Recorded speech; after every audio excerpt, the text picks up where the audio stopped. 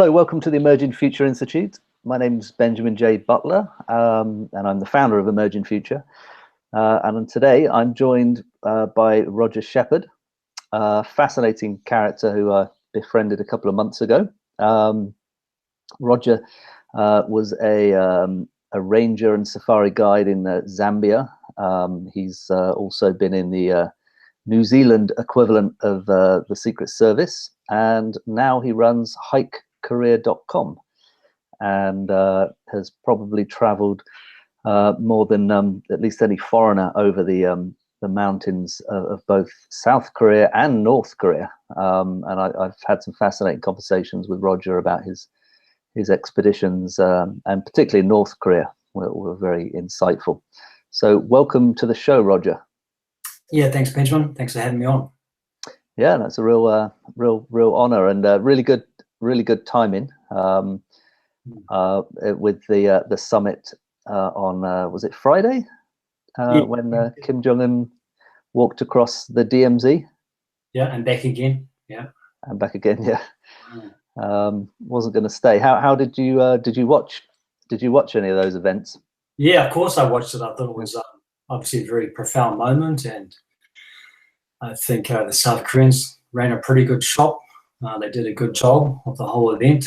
I think Kim Jong-un came across as being a fairly normal person, and which surprised a lot of people. And he was well-spoken and confident, and both leaders got on for the sake of opportunity for the media. They got on both very well, and you could also tell a lot of it was a very genuine relationship between the two, very Korean, which is great because Koreans often, when they get together to nut something out, it's all about relaxing and getting to know each other, making a few jokes, eating good food, a couple of glasses of wine, and loosening it all up, and then the next stage will be obviously a bit more serious. So I thought they both did very, very well. They were both a great example of good political leaders in the public light. Yeah, so well done.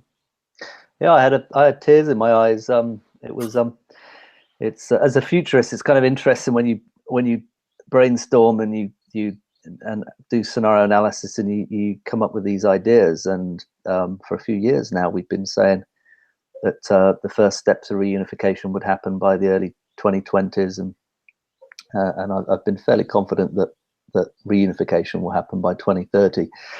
But when it actually happens, and it's such a, for me, it's a kind of a spiritual moment as well, as I'm sure it's for you in a way, with all the work that you've done. It's yeah, it felt very emotional. Yeah, I was obviously very emotional too, and I'm sure a lot of Koreans were very tearful about it when they met. I was actually with some Koreans when it happened. I didn't know any of them. A lot of them were very just kind of unemotive, but that's also a bit of a Korean trait sometimes. And let's face it, a lot of the older generation are also very wary of what's going on too. So they don't trust this relationship much at all.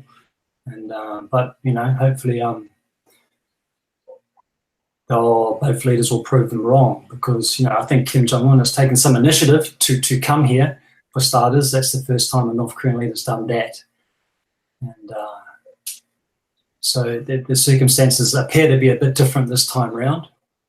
Yeah, I sense that, and the body language. I mean, but because nowadays the mainstream media have so many agendas and opinions, I kind of switch off the volume generally, and I like looking at the body language and and read a lot into that. And from that point of view, I've felt pretty good about this whole process from the time of the Olympics. Yeah, no, it's definitely good news. It's hopefully it'll just keep continuing into something very good. Yeah, and well, I would love for you, just in a couple of minutes, just explain a little bit about your biography, and then I'm keen to start talking about the real career from your perspective, because you're sitting there. Actually, we're both sitting beside Korean mountains. This is my sort of research place on Phoenix Dragon Mountain, and you're at is it Jirisan? Yeah, Exquisite Wisdom Mountain. Wonderful. They have amazing names. But anyway, more on that later. You've got a really fascinating background, so I'm sure the viewers would be interested. All right. Well, yeah, my name's Roger Shepherd, and I'm actually a New Zealander, and I dropped out of high school when I turned 16, and I became a car painter, did an apprenticeship for 6 years, and I traveled to England, spent a year in England, then I wound up in Africa on a one-way ticket, and young, ambitious for adventure, and ended up remaining in Africa for 8 years, I think it was, 8 or 9 years, and I learned how to become a safari guide, and then I did work for the National Park Service as a wildlife ranger in Zambia. I worked in, before that I worked in South Africa. So initially I was traveling as a hitchhiker for about 2 years through southern Eastern Africa, ran out of money, decided to stay on, so found some work in South Africa, worked for nothing basically, at a game farm, learned how to study animal behavior, and then went to Mozambique, worked there for 2 years with a friend of mine, and then after that moved to Zambia and did most of my best work in Zambia as a safari guide and a wildlife ranger. Most of all of the safaris were conducted as walking safaris, and then in national parks I did a lot of assistance with combating commercial anti-poaching within the parks. So I worked closely with the National Park Service on that. And I had enough of Africa. I was still young, 30 years of age. So I went back to New Zealand thinking that I would settle in New Zealand and get married, and have kids, all that sort of stuff. Did a study, did a diploma, advanced diploma in tourism. That didn't work out. Didn't want to be a travel agent. So what did I do next? That's right, I saw a drop in the newspaper for English teachers in Korea. So I came to Korea for a year, taught English here for a year. That was my introduction to Korea. It was your normal introduction as an English teacher in Korea. You know, it's just teaching kids in a private school. It's not very satisfying, but you know, the social life is pretty good. I got my first introduction to Korean mountains and Buddhist temples or Buddhist religion, which is kind of like, you know, very weird when you've never seen that type of temple structure and artwork before. But after a year, I went back to New Zealand. I think what happened was that 9/11 happened, 2001, 9/11 happened. And I remember watching the Twin Towers go down live on TV from a little bar, and understanding that the world would probably change now. And then rather selfishly thought, perhaps there's a career for me in security, because I'd already kind of managed my my instincts through my work in Africa. So the best place to test that was in the New Zealand police. So I went back to New Zealand, recruited up for the police, passed all their criteria, went through college, did all my stuff through college, graduated from college, police college. And then I spent about 7, 8 years in the New Zealand police, working frontline, burglary, intelligence, until eventually diplomatic protection squad, which is basically protecting our leader, the Prime Minister, and all visiting world leaders to New Zealand, and also traveling with our Prime Minister overseas to other parts of the world and stuff. Which was a great job, very challenging, long hours, and lots of annual leave because of the hours you worked. So at one stage, in 2006, I had all this leave to use. So I decided that I would come to Korea to use it, because I still had friends over here teaching English, and I knew there were a lot of mountains there. and I thought it would be a good place just to go and do that. So I ended up in South Korea in 2006, and the intention was to hike its national parks. Had like 3 months leave to use, and a friend of mine showed me a map of the Korean Peninsula with like a line running down it. And I asked him what that was. He told me it was a mountain spine or a crest called the Baekdudaegan, and that he thought that Koreans were hiking it as a long distance initiative. And I said instantly that I wanted to do that instead of the national parks, because, the national parks is just national parks, and this was much more adventurous. I couldn't speak any Korean at all. So he helped me out by transliterating the names on the map from Korean into English. And then I found a bigger sheet map of the actual Baekdudaegan spine. I stole that from a bus terminal. I saw it sitting on a wall, hanging from a wall, and I took it down and rolled it up and walked out of the terminal with it. And then I went back to his place and I wrote down all the names he had written from Korean into English onto the map and marked it, the course of the spine. And then I figured out how to get to the start point, and I got to the start point and just started walking. And I walked that in 2006 for about 6 weeks. I got halfway, just over halfway. I had a really great time. And it was 2006, the summer of 2006, they had really big monsoon rains here. In fact, quite a few people even died from that. And I just really didn't feel like continuing in all this wet day after day.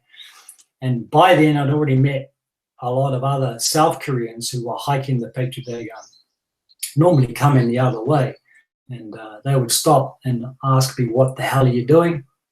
And I say, well, I'm walking this Baekdudaegan. And they're like, really? Like, how did you find out about this? And they'd often, if they could speak some English, they'd explain to me what it meant, the Baekdudaegan. And then that's when it kind of became more than just a landscape or a long distance hike or a cultural adventure in a foreign land. It also became quite a bit of a symbol, because for them, the Baekdudaegan is basically the energy line of the Korean Peninsula.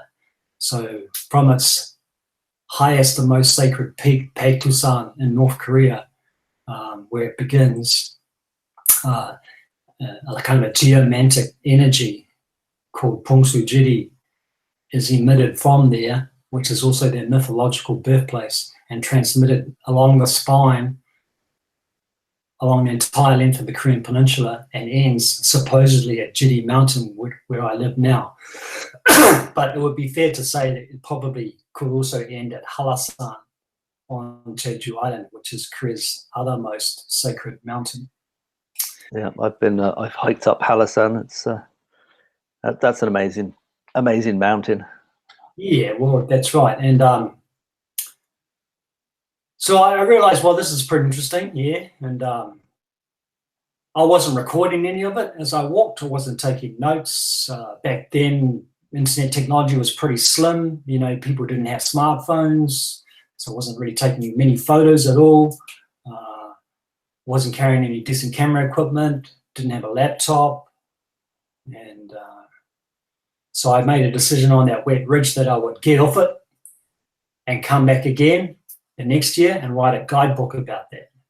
And that's what I did. So a year later, I came back, and this time I hiked it with my buddy, Andrew, who introduced it to me, and with the plan to write a guidebook. And we walked the whole thing in 70 days, which isn't quick, but isn't slow. But for the purpose of making a guidebook, we needed to stop and research stuff, take photos, etc., etc. And then that's what we did. And then went back to New Zealand again, and I'm still in the police force. And then on all my spare time, I started writing the guidebook. Meanwhile, Andrew was doing his section of the guidebook too. And it took us 2 years of our spare time to put that book together. And then when all the translations were coming through from the photos we had taken of the information boards on the ridge, just another library door opened up, a kind of an outdoor encyclopedia of South Korean culture and history. of all these fables and stories about the Baekdudaegan, or of moments in Korean history that had occurred on or near the Baekdudaegan. Often conflicts between different kingdoms, often places where great travelers had stopped and rested and written a piece of poetry, mythological tales of dragons and serpents and fairies and all sorts of other things. So it kind of added to what was already a very beautiful landscape.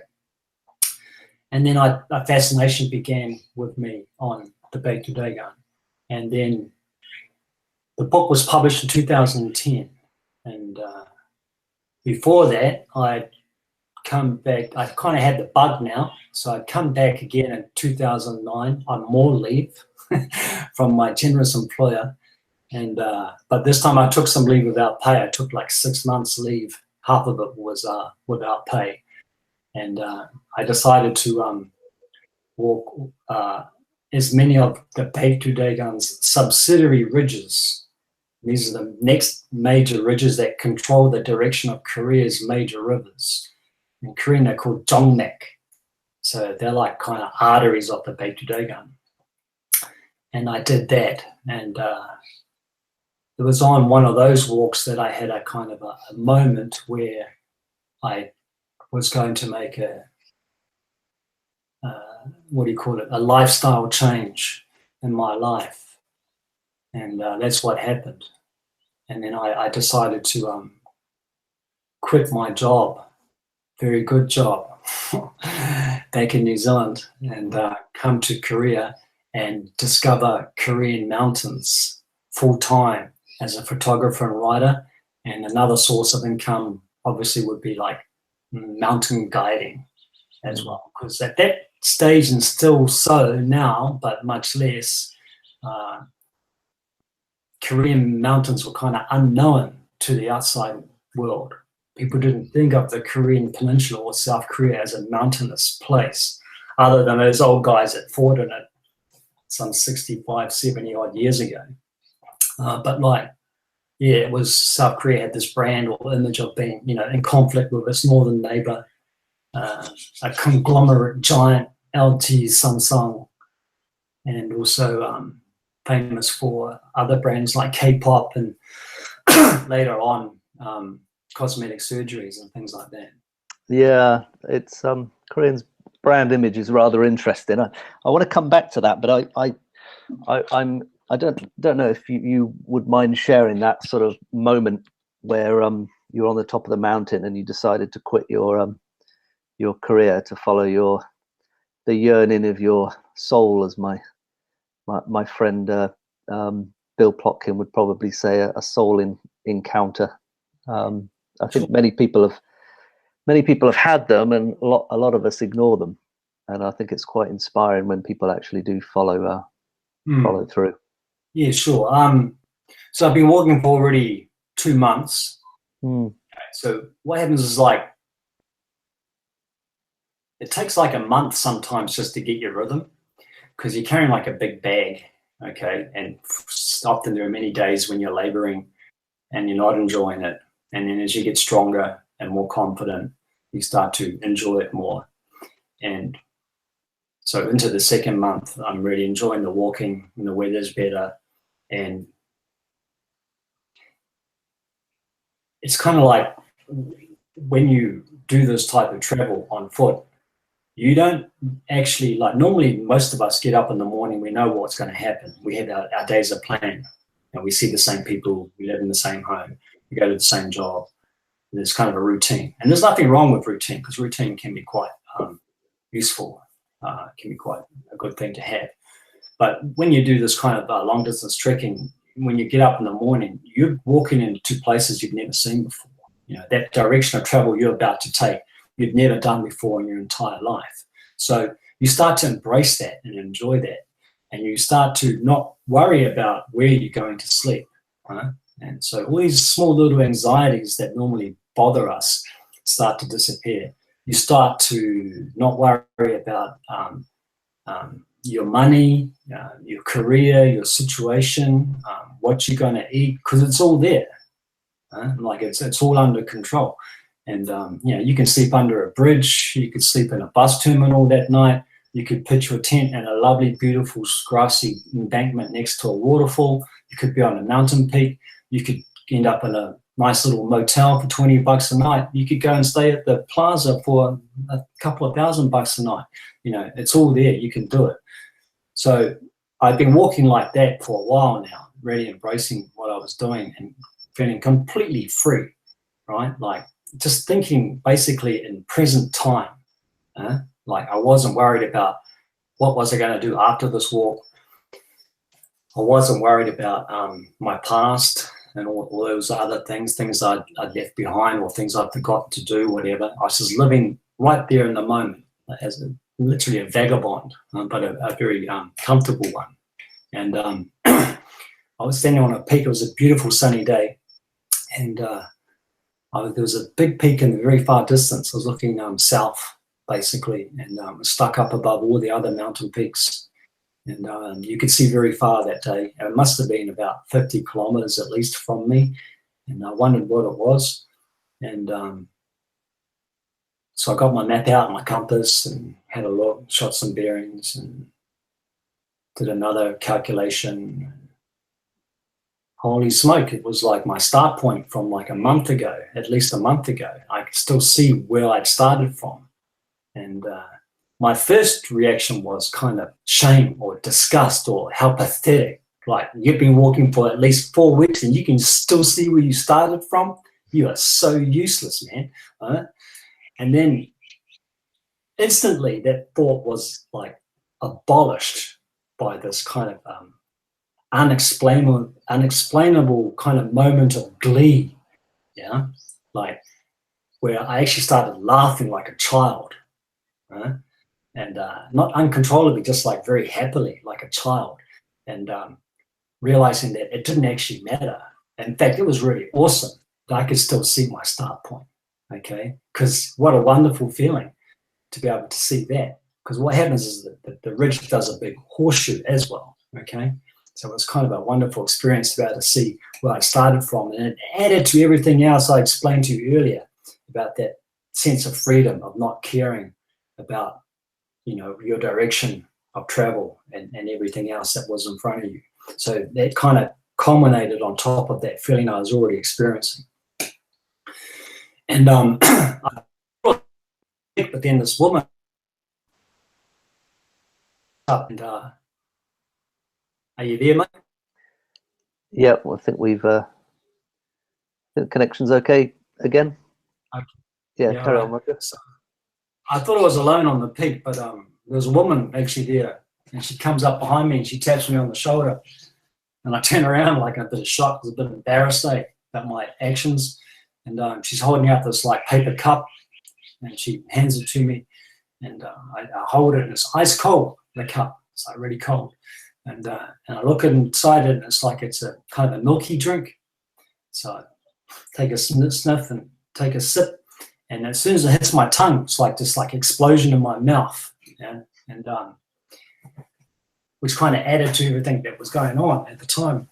And I drank it, and I asked her what it was, and she said it was milk and ginseng, Korean ginseng, and it looked like gold, the way it kind of floated around with the milk. And I said, thank you very much. And then she just walked off. Never saw her again. And so like, and then on that, at that very moment, I said, okay, this is cool. I think I've, and I didn't know anything about Korean Buddhism, and I'm not a Buddhist now, but I've studied a lot about Buddhism since then. And I later got to find out that was possibly what they call a moment of enlightenment. And what I did there and then was I grabbed that moment and I said I was going to leave my job and stay in Korea and see if I could continue with this experience, this moment somehow, whether it was by making a living out of it or trying to make a living from it, et cetera, et cetera. It was just a door opened and I stepped through and took it. And that's what I did. So I kept walking. And then I went home to New Zealand at the end of my travels, and I quit my job. And, you know, I love my job and the people I worked with and my country and everything like that. And then I came back to Korea in 2010, I think mid-2010, and then I actually did a business startup course with the Seoul Global Center, which was quite useful. And everything kind of fell in place for me. Like that was available at the time. I think I was like their first student. So that was very helpful because I don't think I could have done it without them. And at that time, the investment fee was much, much lower than what it is now. So I had enough capital to get the business visa I required, and then away I went. Amazing. You, I guess for some people, the analogy could be the Camino de Santiago of Korea, but it's I guess it's not quite the Camino in the sense it's still pretty undiscovered at a global level. I mean, your book is the de facto guide for it, and in a way, I hope it would be nice for more people to enjoy the Baekdudaegan. At the same time, it's kind of this undiscovered paradise. It reminds me of when I used to ski in northern Japan, in Hokkaido. I would have the powder to myself, and I could ski all day. And then unfortunately, one day the Aussies discovered the place, and then it just became a major mecca for powder skiing. And then the Japanese started skiing off piste as well, which was a real bummer at the time. So I kind of have those feelings about the Korean mountains. I've not walked the Baekdudaegan, but I walk around my local mountain here, which is also meant to be a very strong energy point. But did you? I guess you've met a lot of people that have walked the Baekdudaegan, and people email you for advice and things. Do a lot of people do it for sort of transformational purposes, or they're at some big life sort of critical life juncture? And I've heard that some do. I mean, a lot of Koreans obviously trek it. Hiking in South Korea has only been popular since it sort of became a recreational pastime in the 80s, once they gained more wealth and more personal freedom to do that. I don't think, like in 2006 and 7, when I hiked the Baekdudaegan, a lot of South Koreans didn't even know what the Baekdudaegan was. Seriously, it wasn't part of their spoken language. But it's only now that there wouldn't be one South Korean who wouldn't know what the Baekdudaegan is.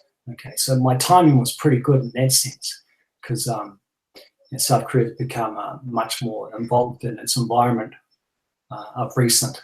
And even like with the recent summits, before the summits or during the Winter Olympics, Moon Jae-in and Kim Jong-un referred to the Baekdudaegan as the backbone of the nation, right? So it's starting to become a term used as a form of identity and symbolism in North and South Korea as well. And I've kind of been stating that for a while now, but so certainly Koreans have known, for those that bothered to take the time to know anything about their mountains or the Baekdudaegan, some or many of them have been walking it to make themselves more Korean. Okay, now a lot of them can't do that like in a one hit. They have to do it on their weekends over a period of months or even years. All right, which breaks up the rhythm of it all, because I said, long distance hiking is also about leaving everything behind for a great deal of time. It's like, it should never be a brief thing, 1, 2 days, 5 days. It has to be probably a month before you can absorb that sensation of continuous walking. But and others have gone to walk the mountains or walk the Baekdudaegan or live in the mountains to rid themselves of illnesses as well. And I've heard that's worked for some people. And then a lot of other people just do it for the sheer pleasure of it too. Some foreigners, a lot of foreigners have walked the Baekdudaegan since the guidebook was made. How many, I'm not sure, because they obviously don't all report to me or or those that are involved, but like most people that are traveling, anyone who's going to walk for 2 months in the mountains is on a kind of a spiritual pathway anyway. Okay, whether you know what that is, what that means to them is up to them. You know, for some people it's deep, for a lot of other people it's much less.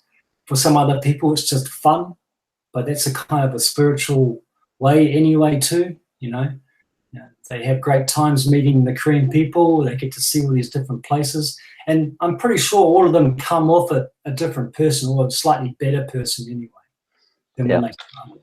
Yeah.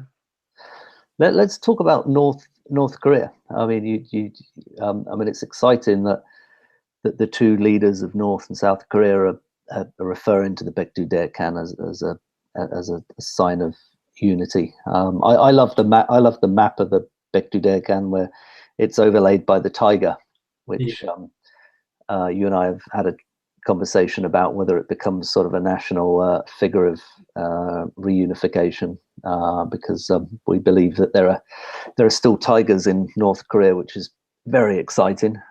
What's your what were your experiences of North Korea? You've had some really good experiences there, and I believe you're out of any foreigner alive, you've walked those mountains more than anyone. Yeah, I've been told by the North Koreans that I've travelled deeper than any other foreigner in their country, which is probably true, if you've seen what I'm saying. So, like, but how that began was, you know, after I set up my business here in South Korea, I really didn't have any time to think about North Korea. I didn't really understand much about it. You know, it had already been kind of brainwashed into most Westerners that North Korea was an enemy, full of bad people, shit place, and they'll crumble one day, sooner or later. And that's pretty much what was my naivety on that subject of North Korea at the time. And then I said to a friend of mine, I want to make a photo art book, and I said I want to do mountains of South Korea, and he said to me, nah. You know, that's a silly idea. There's so many books on that subject already, and like you're not even an accomplished photographer yet, so who's going to buy your book? And then he said to me, you know, you're a New Zealander though, and you could go to North Korea and take photos there. And I thought it was a pretty good idea, and that's when I started thinking seriously about North Korea. And so I found out a way to do that through a group called the New Zealand Korea Friendship Society, which is an NGO based in New Zealand, who'd been sending New Zealanders to North Korea for at least 40 years. So they had a good reputation. And I spoke to them about my idea, and they said it was a good idea. At that stage, all I wanted to do was go there and take photos of mountains, all right? And then I kind of knew that wouldn't be enough, because imagine like, and then anyway, I got an email address in North Korea, and I thought about how am I going to compose this email, this request. And then, because they're going to ask me why, right? Why is that a good idea? And then I thought about, well, I should just do the Baekdudaegan. I mean, at first I was just thinking of like their famous mountains, which were kind of already documented photographically anyway. The Gumgangsan's, the Myeonghyangsan, and maybe Baekdusan, right? But there wasn't really much imagery of Baekdusan either, not from the northern side, not from the North Korean side, only the Chinese side. So there wasn't much of a choice. And then I thought, well, I should ask them about the Baekdudaegan, because I've already walked it in South Korea, written a guidebook about it. So obviously I'm quite genuine on the subject, and I want to learn more. So I asked them that in my email, and they said, okay, why don't you come and talk to us? So then I prepared a visit to Pyongyang in May 2011. And I'd read a few books by then about North Korea and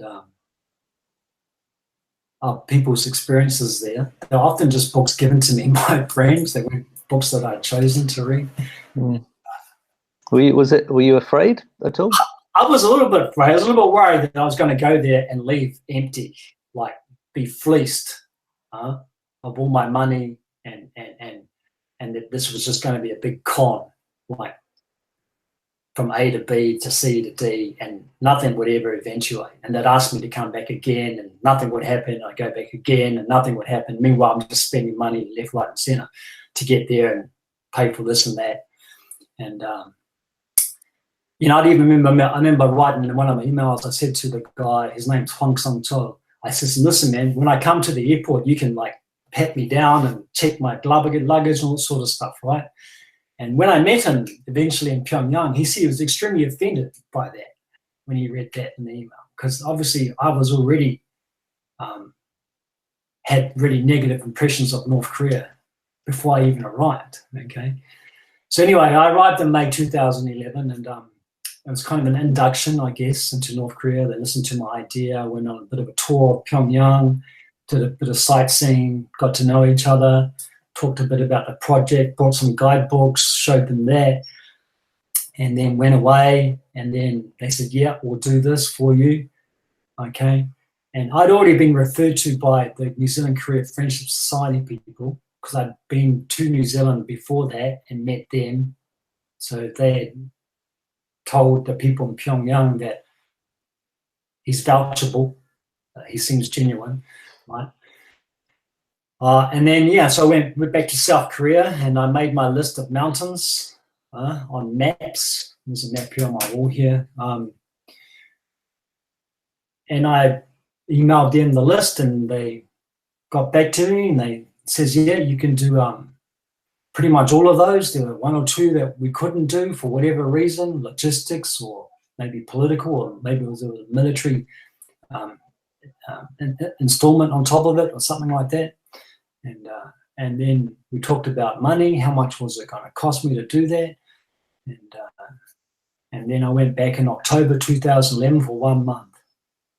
And then I had a great time.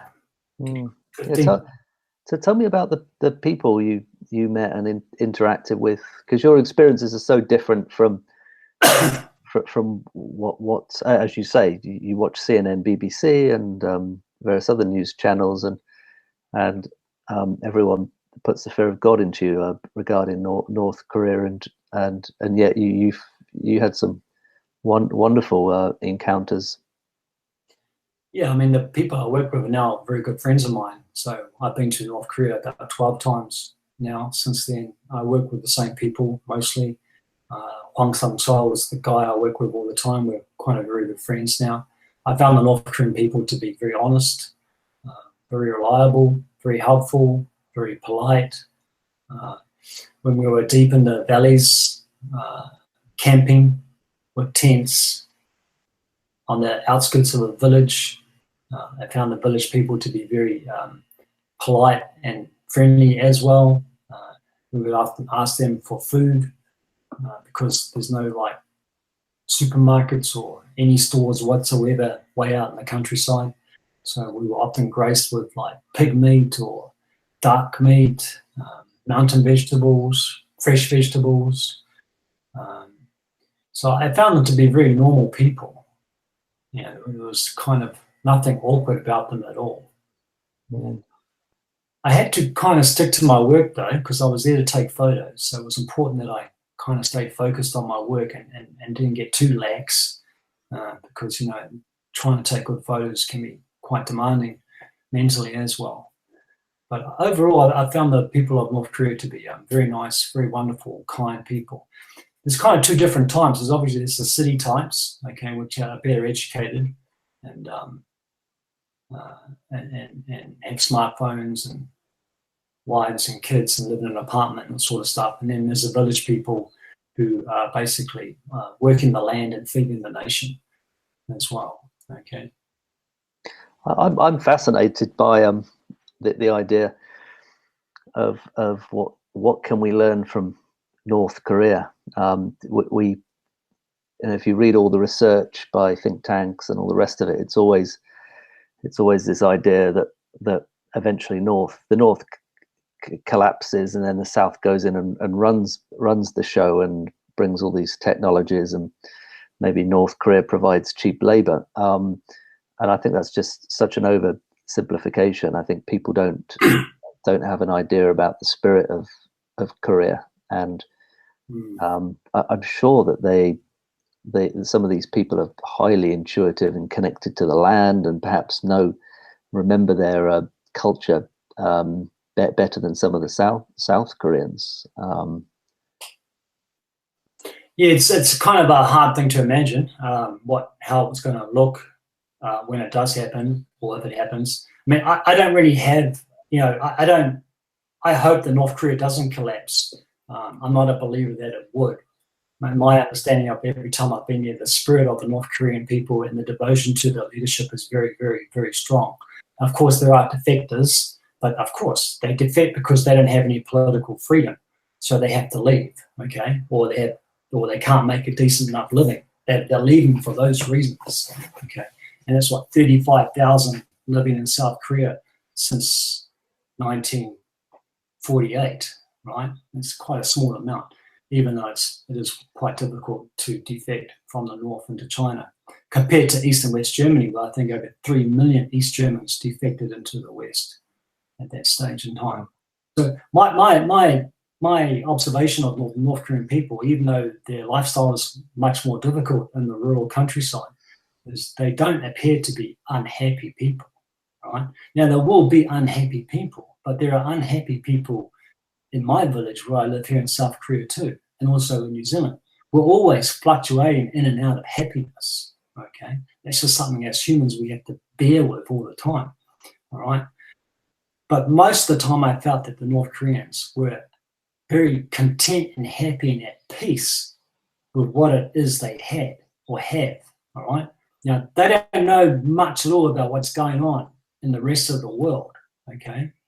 But maybe there's an example of a good thing, okay? Let it be a strange thing, though, all right? It's kind of not, it's hard to believe that, there's a country that is like that, where its citizens absolutely have no idea what's going on outside of its border, all right? But in a way that's protected them from a lot of the stuff that we have to put up with these days, okay? Even though my home, I like the idea of being able to wash my clothes in a machine instead of on a river, or that my feces is going to be disposed of properly once I've used the toilet, compared to North Korea where it probably isn't, okay, in a village, all right? But nonetheless, the people don't appear to be unhappy. They feel very content with that, with their life, their families, and their food and their shelter, and just the good living in the mountains. You didn't see any signs of real poverty, sort of India-style slums and whatnot?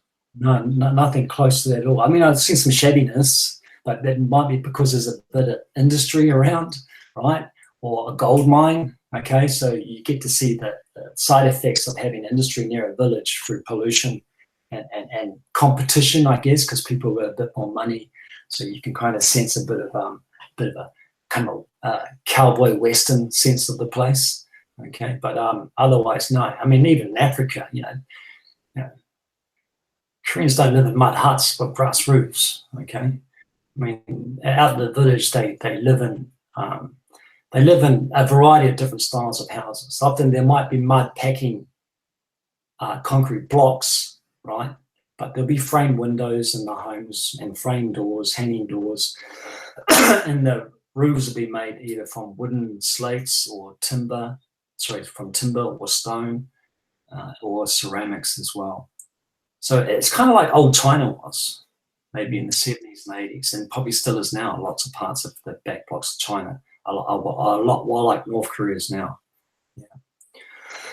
So going back to your question about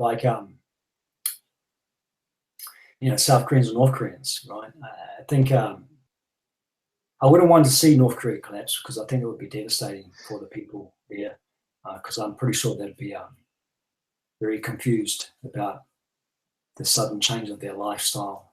And even though there'd be many South Koreans that would be trying to protect them from exploitation, I have no doubt that there are many South Korean businesses or individuals here that would completely exploit that opportunity to rampage labor forces in North Korea, and also natural minerals and things like that.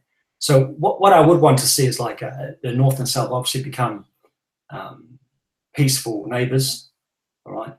And then for them to remain as separate nations, and then for them to begin an exchange of culture and business and art and sport and music and family exchanges, and then slowly see an emergence of these two cultures mixing in and out of the two. Because, North Korea is a socialist nation, okay? And it does provide, and it would like to continue to keep providing free education, free healthcare, okay? And all those other benefits that come with socialist infrastructures.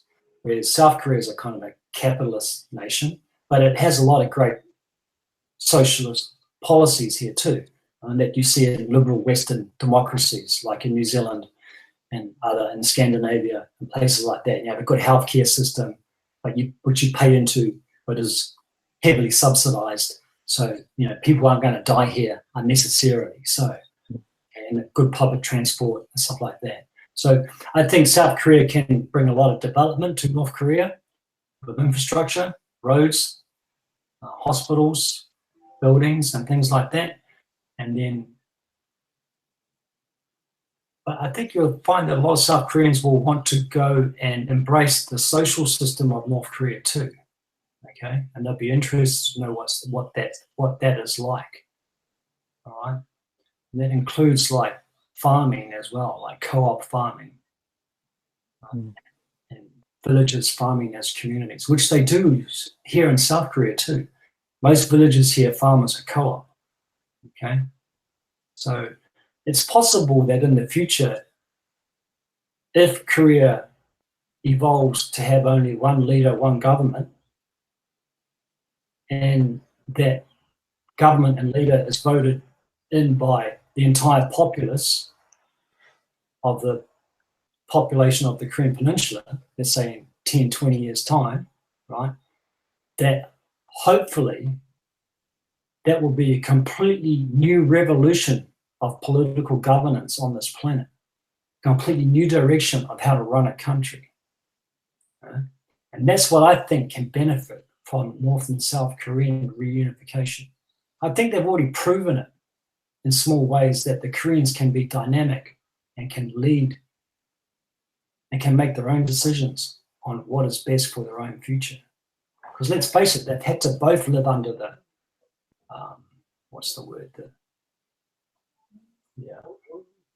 Anyway, the not an oppression, but the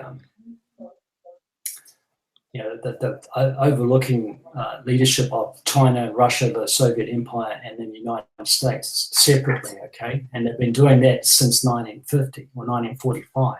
So they've had a good look at both systems, right? Yeah. They've been living under both these systems for the last 70 years. Who's to say they can't go back and resort to something that's completely different, or as an amalgamation of both those systems, and also based on 5,000 years of Korean history and DNA, which is what makes them Korean anyway, okay? Where they were living under kingdoms, right? Under kings and queens, right? Now, I think that's gone forever, but that's kind of like part of what they are as a Korean people. They've always been loyal to their leadership, right? So it's possible that the Korean Peninsula could become a political leader in a new revolution of global change around the world. That's how I imagine it to become. That's what I would like to see happen. That way, everyone wins. Okay. Yeah. Rather than one take over the other, et cetera, et cetera. Okay. Yeah, I think it's absolutely fascinating. The possibilities are enormous, and I think the North Korea situation is sort of portrayed as this sort of basket case, and occasionally this madman in the north fires a bunch of missiles, and I feel that people haven't realized the significance of all of this yet. That sort of the DMZ, or all the world's major powers are involved in in this. You've got the United States, Russia, obviously the North-South Korea, Japan's involved, and China, and a merged entity could be. I remember when Goldman Sachs actually a few years ago put out a report suggesting by 2050 a united Korea could be one of the largest economies in the world, and it was kind of laughed off as a little bit of interest in fiction, and I took it quite seriously. I think that it could be a test case for so many things. Yeah, definitely. Like you say. Let's not forget that North Korea has always tried to dictate its own independence from the very beginning, right? And Kim Il-sung came into power. It was all about not letting not letting the Korean Peninsula ever be invaded again. Because for over centuries, it had always been annoyed by its neighbors, whether it was the Mongols, the Chinese, or the Japanese. They were always having to defend themselves from that, and then eventually to the point where it divided them. Okay, after the liberation of the Korean Peninsula, when the Japanese had to surrender their territory. Okay, but the Soviets and the Americans were there. Okay, so once again they were helped by superpowers, but the superpowers couldn't let them or didn't give them a chance to vote for their own leadership, so they were divided. So North Korea's always been about being dynamic. And inventing its own system and doing things by itself independently in a solidarity way. A lot of nations were actually trying to do that throughout that period of the Cold War, Vietnam, Cambodia, and places like that. And then Western interference was always preventing that. But North Korea stayed strong to their cause, all right? And whereas meanwhile the South Koreans were kind of building their economy and what they have now, which is a great shot they've got here, okay, with the assistance of the US military being present here and then opening their doors to Western business. Okay, so they've done very well with that too, but they're not completely an independent nation, right? Well, not militarily they aren't anyway, okay? Whereas North Korea has remained independent. There are no foreign forces inside North Korea, not one soldier, right, compared to South Korea. So, yeah, I mean, that's something that South Korea could learn as well, okay, is to like forge an independent direction for the Korean people. Not using the same Juche ideology, but just using that kind of tenet, that belief that the Korean people can do this by themselves. And at the same time, bringing with them everything they've learned from Western involvement too. They can definitely do something different, yeah. Yeah, because left or right, both ways are not very good at the moment in global politics, as far as I'm concerned. They're both kind of dinosaur methods. You've got ugly liberal nationalists, and then you've got ugly capitalist pigs. Like none of them are good. They're all old men telling young people how to live. It's just do something different. It's going to be interesting when the doors are open for a lot more exchanges between the youth of both countries, because they'll adapt very quickly and come up with ideas. I spent some time with the entrepreneurial community in South Korea, and it's come on a lot. When I first came to South Korea back, it would have been 2002 or 3, and then there was no entrepreneurial community, and again in 2008, 2009, when I spent 6 months in Korea, I was running around trying to find an entrepreneur, and again there was no community. Of course, there were people building businesses, but nothing like Silicon Valley, and now it's thriving. So the potential is enormous, I think, and Koreans.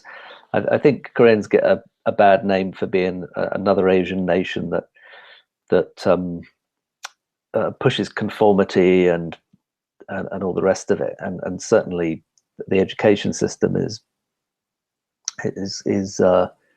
quite antiquated in that sense. But when you interact with the Korean people, you realize that they are immensely creative, and they have a very ancient civilization which has proven that they can be innovative. So I think when they make structural changes, that you'll see that potential being fulfilled.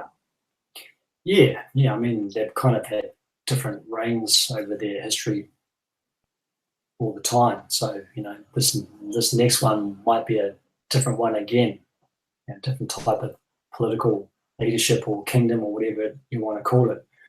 I think, and also like South Koreans have traveled a lot too, since then. A lot of young South Koreans have traveled, and they're coming back to South Korea with new ideas and new ways of thinking too, much more liberal, less conformative, but still respectful of their Confucius culture and upbringing. So once again, it's just a remolding itself into something different again. They're not the type of people. They're not the type of people that will kind of crush something and throw it away and do something completely different. They'll just evolve it into something else. So hopefully those young, traveled, educated, intelligent Koreans, when they start merging with their brothers and sisters in the North, they'll be respectful enough to realize that they can learn something from these people as well, okay? And that they're not going there to harm them or to overtake them or to manipulate them or to cheat them. That there'll be a picture of building a nation together, and that everyone can prosper from it if we do this well. Compared to, as I said before, some of perhaps the older guys. I'm not saying all old guys are like this, but like some of the older guys who will be focused purely on wealth and profit, right?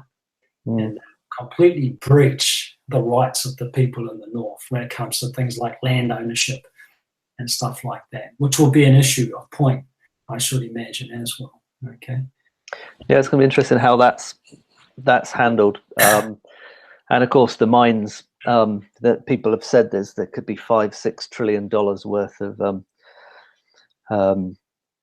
rare earth minerals and all sorts in the North. I read once that it's a real kind of in one sense a marriage made in heaven, in the sense that the raw materials, particularly rare earth and key materials for electronics that are used by the Korean industry and Samsung, etc., are all available in North Korea, which clearly there's got to be some good business made to pay for to pay for the development of the North. But it's a lot of South Koreans I know also just enjoy, from seeing my photos and reading my stories, they actually kind of enjoy just the fact that North Korea is undeveloped, and they kind of miss that in their own nation. So there's always the other side of the story too. There'll be people that will want to keep it natural, because like South Koreans don't have a lot of naturalness anymore. I mean, there's a lot of great mountains and rivers and valleys, but they're all kind of managed, by the national parks or the Forest Service. I mean, it's a great system. There's 50 million people here using all these outdoor facilities. It's really done really well. But when they see my photos, they see unmanaged rivers, unmanaged forests, unsealed roads, and they just go, wow, it's like, it's like the old Korea. And a lot of them yearn for that, to see that again too, before it changes. So I hope in some senses that, the development is slow and thoughtful about how it's done. But of course, in the back blocks, I want to see the village people live better lives. That would be an ambition of mine if I became involved in any kind of work in that sense. Running water, better electricity, and warm homes with washing machines, and good toilets, and just they can still live in the same place. I mean, put in like a sealed road and a bus service that takes them in and out of the city. Just little things like that to make their lives a bit easier. But not drastic change, that's for sure. Yeah. For me, it's got echoes of Bhutan. It's sort of could be one of the last sort of unexplored places on the planet in terms of its old culture. Yeah, well, it's a communist culture now, right? So yeah, it's not so old, but it's certainly blended. Yeah. So there'll be some great tales, or there'll be some good studies on how that old Yi dynasty, which was the previous dynasty, has merged with this communist ideology. I saw some glances of that when I was asking them about tigers and things like that. I think I told you, like, here in the West, we're educated to know that tigers are big, ferocious beasts that can kill you. And so even though we revere them because they're beautiful animals, we also respect them for their power, and know that we should stay away from one if we ever encounter one here. Whereas when I was talking to North Koreans about tigers up there, their reactions on their answers on how to react to a tiger were basically based on old Yi dynasty folk tales, right? So because they haven't been updated, on what tigers are actually. And, so it was quite interesting, like things like pulling down your britches and showing a tiger your butthole to confuse the animal, and then running away from it like that, because that's an old folk tale of how to react to a tiger sighting, or that tigers have can hypnotize their victims. All right, so you never look a tiger in the eye because it will seduce you and lure you into the forest, and that's where it will kill you and eat you. All right. So, and also that tigers are also not tricksters. They get tricked by small animals of the forest, like rabbits and things like that. And then tigers are also good luck tokens as well. All right. So, but it's all based on folk tales, right? So it's quite a fascinating. So there would be some good study there on North Korean and how do they think. Well, I love the idea of discovering finding the tigers up in North Korea. We chatted about that. If you ever get that opportunity, I would love to join you if I could afford the time and money to do so. Right. Yeah. Sure. Yeah. Yep. Well, look, Roger, there's a lot more I could ask you about your journeys on the Korean Peninsula, but I think it's a good place to stop, and we can check in again at some point if you have time. Yeah, no problem, mate. Enjoyed it. Thank you.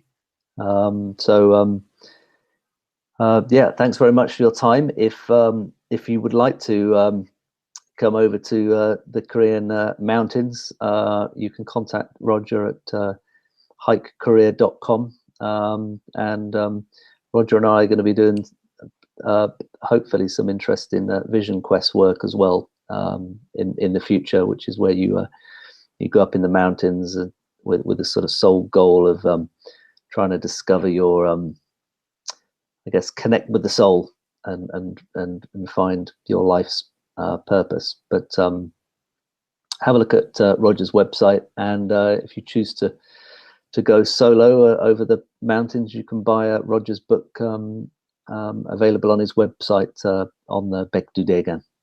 I'm also taking a team of whoever wants to come, as long as they're Americans, on a first ever trekking expedition in North Korea this August. So if you want to sign up for that, go to the webpage and have a look. And I also hope that's continuous too. And then maybe even start going deeper and deeper into North Korea. First expedition is already pretty deep. Brilliant. I'm sure you're going to have some, especially with the international events unfolding the way they are. I think there's going to be huge interest. Anyway, very exciting times, and we'll speak to you again, Roger. Okay, mate. Thank you.